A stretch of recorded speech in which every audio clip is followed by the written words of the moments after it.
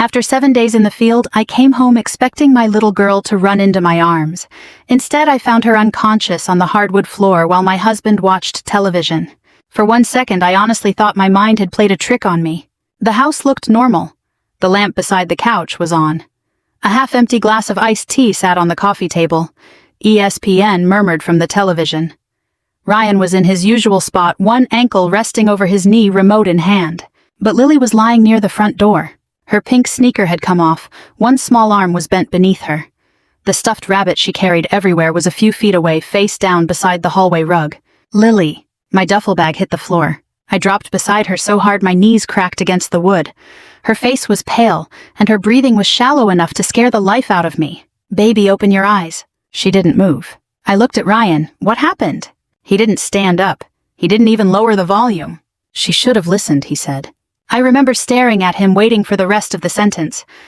There had to be more. A fall, a seizure, some explanation that didn't make my stomach turn cold. "What did you do?" He finally looked over, annoyed, like I had interrupted something important. "Don't start, Emily." She threw a fit. I handled it. I scooped Lily into my arms and reached for my phone. My hands were shaking so badly that I nearly dropped it. The dispatcher asked if she was breathing. I said yes, barely. She told me not to give Lily food or water and to keep her still. Ryan muttered, "This is ridiculous." I didn't answer him. I pressed my cheek against Lily's hair and listened for the sirens. I'm Staff Sergeant Emily Carter. I was 44 years old, then assigned to a logistics unit at Fort Campbell, Kentucky. I had spent the previous week sleeping in a field tent, living on bad coffee, and checking supply manifests under floodlights at 2 in the morning. All week I pictured coming home to Lily. She was 5, missing one front tooth, and obsessed with horses. I had bought her a little stuffed palomino at the PX and tucked it into my bag.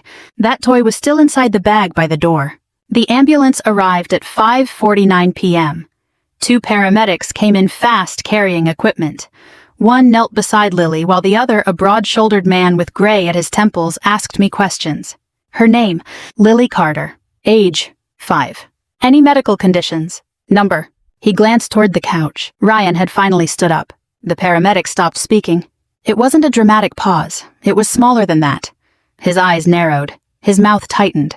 Then he leaned toward me. "Ma'am," he said quietly, "is that your husband?" I looked from him to Ryan. "Yes." The paramedic took a slow breath. "I don't think you know who you're married to." The ambulance doors slammed shut, and I climbed inside beside Lily, refusing to let go of her hand. Ryan didn't come. He simply stood in the driveway with his arms folded, watching the ambulance disappear down Tiny Town Road toward Tenova Healthcare.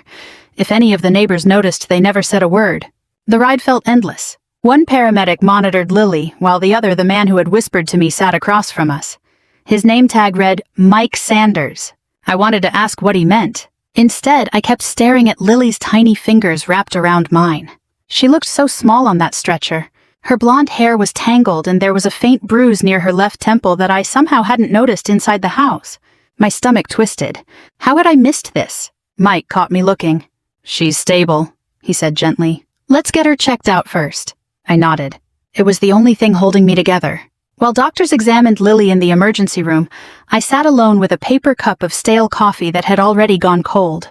The waiting room television played the local evening news. No one was really watching it. A little boy was building a tower with plastic blocks near the reception desk.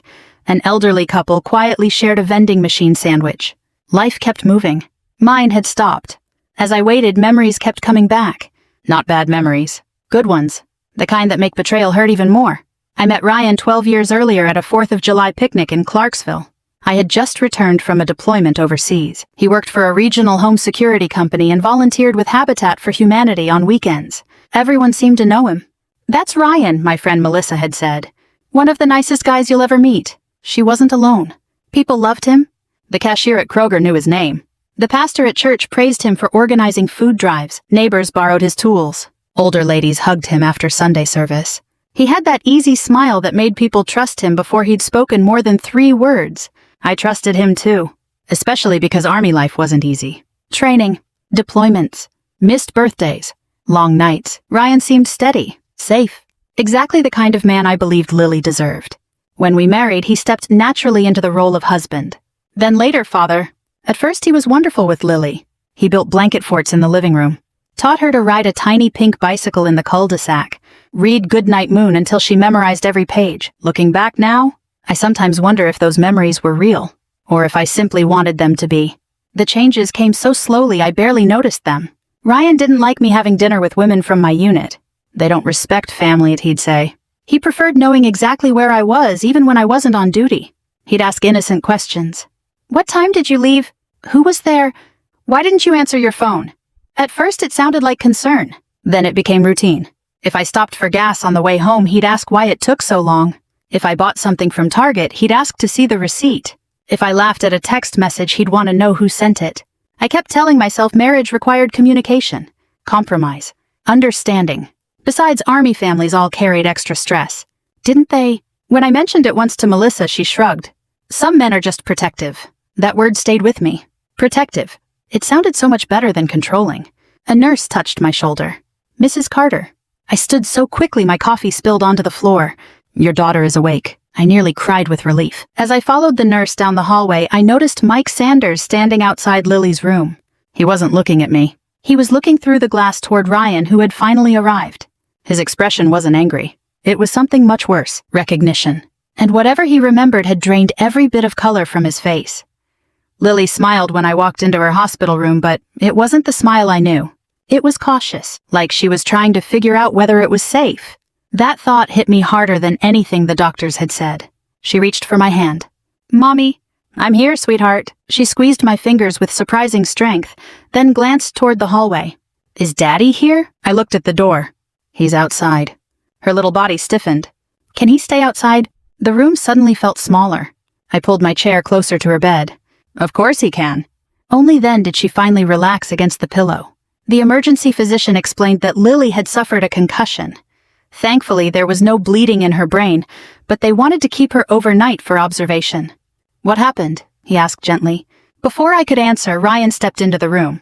She was throwing a tantrum, he said. She tripped and hit her head. Kids fall all the time. The doctor nodded politely but kept writing. He wasn't convinced. Neither was I. Not anymore. That night, after Lily finally fell asleep, I sat alone in the family waiting area. Hospitals after midnight have a strange kind of silence. The vending machines hum. Cleaning crews polish floors. Televisions play with the volume turned low. Everyone you pass is carrying some kind of worry. Mine had become unbearable. I started replaying the last 2 years in my mind. Little moments. Tiny things. Things I had dismissed because they didn't seem important. Now they lined up like pieces of a puzzle. Lily had stopped running to the front door whenever Ryan came home. She used to. She'd hear his truck and race across the house. Then one day, she didn't. I assumed she'd outgrown the habit. Maybe she was just busy coloring. Now I wondered if something had already changed. She also became unusually quiet. Not all at once. Just a little at a time. Teachers always described her as polite, but Mrs. Holloway, her kindergarten teacher at Barker's Mill Elementary, had once asked me a question during parent-teacher conferences. Has Lily been sleeping well? I smiled. As far as I know. Mrs. Holloway hesitated. She's been drawing a lot of storms lately. I laughed politely. She's probably watching too many Disney movies. Mrs. Holloway smiled back, but something in her eyes said she wasn't asking about artwork. I never followed up. Then there were the bruises. Children get bruises. Every parent knows that. Lily climbed trees, rode her scooter, played tag at recess. There was always a reasonable explanation. Ryan always had one ready. She ran into the coffee table. She slipped outside. She bumped into the kitchen counter. Each story sounded ordinary enough, until I realized every explanation had come from him, never from Lily. One Saturday afternoon, our next-door neighbor, Mrs. Ramirez, stopped me while I was watering flowers. Emily, she said carefully, I hope you don't mind me asking. Of course not. I heard a lot of yelling yesterday. I felt my face grow warm. Oh, Ryan was trying to get Lily to clean her room. Mrs. Ramirez nodded slowly. I just wanted to make sure everything was okay. It is, I answered too quickly. She gave me a kind smile. If you ever need anything. I thanked her and changed the subject. Looking back, she wasn't being nosy. She was giving me an opening. I closed it. The hardest memory came just before my last field exercise. I was packing my gear while Lily sat on my bed hugging her stuffed rabbit. When are you coming home? Next Friday. She lowered her eyes. I wish you didn't have to go. I know, baby. She looked toward the bedroom door to make sure Ryan wasn't nearby. Then she whispered something I barely heard. I'll be extra good. At the time, I kissed her forehead and smiled. I know you will. Now those 4 words echoed through my head. Not because they were sweet, because they sounded like a child trying to survive. As tears filled my eyes, I finally admitted something I had fought against for years. The warning signs hadn't appeared overnight. They had been there all along. I was the one who hadn't been ready to see them. I barely slept that night. Every time I closed my eyes, I saw Lily lying on the hardwood floor. Every time I opened them, I heard Ryan's voice. She should have listened. Around 6 the next morning, a nurse quietly checked Lily's vital signs. My daughter was still asleep, one arm wrapped around the stuffed rabbit a volunteer from pediatrics had given her the night before. The bruise on her forehead looked darker in the morning light. I stepped into the hallway to stretch my legs. That's where I saw him. Mike Sanders. He was leaning against the nurse's station with a styrofoam cup of coffee, talking to another EMT. When he noticed me, he excused himself and walked over. "You holding up?" he asked. "I've had better mornings." He gave a sympathetic nod. "I imagine you have." For a few seconds, neither of us spoke. Finally, I asked the question that had been keeping me awake. "What did you mean last night?" Mike looked down the hallway before answering. "Would you mind walking with me?" We stopped near a window overlooking the parking lot. The morning sun was climbing over Clarksville, catching the tops of the trees beyond the hospital. Mike took a slow breath. "I've been doing this job almost 24 years. "I appreciate that," I said. "But you scared me." "I know." "So tell me." He hesitated. "I'm not a police officer, Emily. I can't accuse someone of a crime without evidence." "But I can tell you why I recognized him." My heart started pounding. About 8 years ago, he said, I responded to a domestic violence call on the other side of Montgomery County. I stayed silent. There was a woman, maybe early 30s, single mother. We found her with a broken wrist and a concussion. "What does that have to do with Ryan?" Mike looked me straight in the eye. He was standing in that living room. A chill ran through me. He told deputies she'd fallen down the stairs. "What happened?" "The deputies couldn't prove otherwise." I swallowed. "The woman wouldn't testify." "Why not?" Mike shrugged. "Fear, financial dependence. Maybe she thought he'd change." He stared out the window for a moment. "There was a little girl there too." My stomach tightened. "About Lily's age." I didn't say anything. "I remember that child because she wouldn't let go of her mother's shirt." He rubbed the back of his neck. "I've seen thousands of patients over the years. Faces blur together. But some scenes stay with you." I whispered, "You're saying Ryan was involved?" "I'm saying I never forgot his face." My knees suddenly felt weak. Mike noticed and guided me toward a nearby bench. "You okay?" "I don't know." He sat beside me. "I debated all night whether I should even tell you this." "Why?" "Because memory isn't evidence." He wasn't wrong. Recognition wasn't proof. People resembled other people all the time. Maybe Mike had made a mistake. Maybe. I wanted to believe that. Then another thought hit me. Did he have a wife before me? I don't know. Children? I don't know. You never learned his name? We did. Mike paused. But the last name wasn't Carter. I stared at him. He used a different last name. Mike nodded slowly. That's what bothered me after I saw him yesterday. He reached into his wallet and pulled out an old folded business card. On the back was a faded case number written in blue ink. I wrote it down years ago because something about that call never sat right with me. He handed me the card. I kept telling myself I'd throw it away. Instead, he'd carried it for nearly a decade. I turned the card over in my hands. The ink had faded, but the numbers were still readable. If I were you, Mike said quietly, I'd ask for the police report. I looked up. You think there's more? I think, he answered carefully, you deserve to know everything about the man you brought into your daughter's life. Back in Lily's room, Ryan was sitting beside her bed, smiling as if nothing had happened. When he saw me, he stood and kissed the top of Lily's head. Then he smiled at me. The same easy smile that had fooled our neighbors, our church, even me. For the first time in 12 years, it looked completely unfamiliar. Lily came home 2 days later. The doctor said she would recover physically, but she needed quiet, plenty of rest, and someone she felt safe with. That last part stayed with me. Someone she felt safe with. It wasn't Ryan. The moment we walked through the front door, Lily wrapped both arms around my waist. Can you stay home tomorrow? I already called my first sergeant, I told her. I'm taking leave. She nodded with relief. Ryan stood in the kitchen pretending to unload groceries, but I could feel him listening. You don't have to make such a big deal out of this, he said without turning around. The doctor already explained everything. I looked at him. So did the paramedics. He finally faced me. For the first time in years, I didn't see confidence in his eyes. I saw him measuring me, trying to decide how much I knew. That night after Lily had fallen asleep beside me, I sat at the dining room table with Mike's business card. The faded case number was still there. I picked up my laptop. My hands hovered over the keyboard for nearly a minute. Part of me wanted to close it. If I searched, I might find something that would destroy everything I believed about my marriage. If I didn't, I'd spend the rest of my life wondering. I typed the case number into a public records website. Nothing. Then I searched Ryan's full name. Nothing unusual. A LinkedIn page. Old charity photos. A picture from a church fundraiser. The man looked exactly like the husband I'd introduced to everyone. Clean-cut. Friendly. Trustworthy. I almost laughed at myself. Maybe Mike had mistaken him for someone else. Then I remembered something he had said. That wasn't the last name. I leaned back in my chair. Different last name. I opened another search. This time I searched Ryan's birth date instead. Several results appeared. Most were ordinary. One caught my attention. A property record from Nashville dated almost 9 years earlier. The owner's first name matched Ryan's. The birthday matched too. But the last name wasn't Carter. It was Holloway. I stared at the screen. Ryan had never once mentioned another last name. Never. The next morning, while Lily watched cartoons in the living room, I drove to the Montgomery County Courthouse. The woman behind the records counter was probably in her 60s. She wore reading glasses on a chain around her neck and greeted everyone with the same warm smile. "Can I help you? I'm looking for an old court file." She searched the computer. "Some older cases are archived. I don't mind waiting." She disappeared into the back room. 10 minutes later, she returned carrying a thin folder. "You're lucky," she said. This one hadn't been sent to storage yet. My heart was pounding so hard I could barely thank her. Most of the file had been sealed, but not all of it. I wasn't looking at a criminal conviction. I was looking at a petition for a protective order. Petitioner, Sarah Holloway. Respondent, Ryan Holloway. Same birthday, same first name, same face. Only the last name had changed. The petition described repeated intimidation, controlling behavior, property damage, threats. The order had been requested, then withdrawn 6 weeks later. No explanation.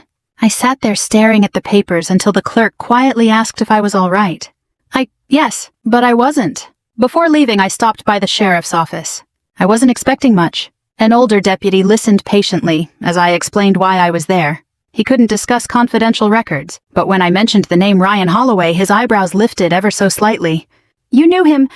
I remember hearing the name years ago. Was he arrested?" "I can't answer that." He hesitated, then lowered his voice. "If I were you..." He glanced toward the lobby before continuing. "I'd talk to Detective Frank Delaney. Is he still here?" "He retired 3 years ago." The deputy scribbled an address on the back of a business card. "He fishes more than he works these days." I smiled despite everything. "I guess retirement agrees with him." "It does." The deputy folded the card into my hand. "But if anyone remembers that case..." He looked me squarely in the eye. "It's Frank." As I walked back to my truck, I realized something that made my stomach sink. For 12 years, I'd believed I was learning more about my husband. In reality, I'd only been learning the version of him he wanted the world to see. I called Detective Frank Delaney the next morning. He answered on the 4th ring. "This is Frank." "My name is Emily Carter," I said. "A deputy at the sheriff's office gave me your number." There was a pause. "What can I do for you? I think my husband used to be Ryan Holloway." The silence that followed told me more than any words could have. Finally, Frank sighed. "Can you meet me somewhere?" An hour later, I pulled into Strawberry Alley Ale Works in downtown Clarksville. It was too early for lunch, so the place was quiet except for a couple sharing coffee by the window. Frank was easy to recognize. Late 60s, gray beard, weathered hands. The kind of man who looked more comfortable in a fishing boat than behind a desk. He stood when I approached. "You must be Emily." I nodded. He motioned toward the empty chair across from him. "I'm sorry we're meeting under these circumstances." "So am I." A waitress brought coffee. Neither of us touched it. Frank folded his hands together. "I've been retired a few years. There are things I legally can't discuss." "I understand. But I can tell you what was public." I leaned forward. "Please." He looked at me carefully. "Ryan Holloway was never convicted of assault." That wasn't the answer I expected. But he always managed to stay one step ahead. Frank rubbed the side of his coffee mug. "Witnesses changed their stories. Evidence disappeared. Victims withdrew complaints. Every single time." I felt my throat tighten. "So everyone thought he was innocent." Frank gave a sad smile. "No. We thought we couldn't prove he was guilty." Those were two very different things. I drove home with more questions than answers. Ryan's truck was already in the driveway. He usually didn't get home until after 5. The moment I stepped inside, I smelled something unexpected. Pot roast, mashed potatoes, fresh dinner rolls. Ryan was wearing an apron. He smiled. Thought I'd surprise you. I stared at him. You cooked? He laughed. Believe it or not. Lily looked up from the kitchen table. Daddy made cookies. She smiled. But it wasn't the carefree smile I remembered from years ago. It looked practiced. Ryan pulled out a chair. Sit down. You've had a rough couple of days. For a brief moment, I almost believed him. Maybe this was guilt. Maybe he realized how badly he'd scared us. Maybe people really could change. Then I noticed Lily quietly watching him instead of eating. Every time Ryan reached for something on the table, she flinched ever so slightly. It lasted less than a second. Most people wouldn't have noticed. I did. After dinner, Ryan washed the dishes. Another surprise. He even kissed my forehead. I'm sorry this week got so out of hand. I searched his face. He looked sincere, calm, gentle. The same man everyone at church admired. I hated myself for wondering if I'd imagined everything. That evening, while Ryan mowed the backyard, I called an attorney recommended through Army Legal Assistance. Her name was Janice Porter. She specialized in family law. I didn't ask about divorce. Not yet. Instead, I asked one question. If someone thinks their child is in danger, Janice interrupted gently, then you start documenting everything. What kind of documentation? Dates, photos, medical records, conversations, witnesses, everything. She paused. And Emily, yes, don't confront him until you're prepared. The next morning I bought a small notebook at Walmart. Nothing fancy, just a black spiral notebook. On the first page I wrote, Monday, May 8th, Lily diagnosed with concussion. Ryan stated, she should have listened. Then I wrote the time, the hospital, the doctor's name, the paramedics, every detail I could remember. It felt strange, like I was writing about someone else's life. Over the next week I quietly gathered everything. Copies of Lily's medical records, photographs of her bruises, school attendance reports, Mrs. Holloway's notes from parent-teacher conferences, even receipts showing when I had been away at military training. Ryan noticed I was quieter. You okay? He asked one evening. Just tired. He wrapped an arm around my shoulders. You work too hard. I smiled. So do you. It was the easiest lie I'd ever told. That Friday night, Lily climbed into bed beside me after Ryan had fallen asleep. The room was dark except for the soft glow of the digital clock. She whispered so quietly I almost didn't hear her. Mommy, I'm awake. She took a shaky breath. When you go back to work. I waited. Please don't leave me alone with Daddy. Every doubt I'd been clinging to disappeared in that single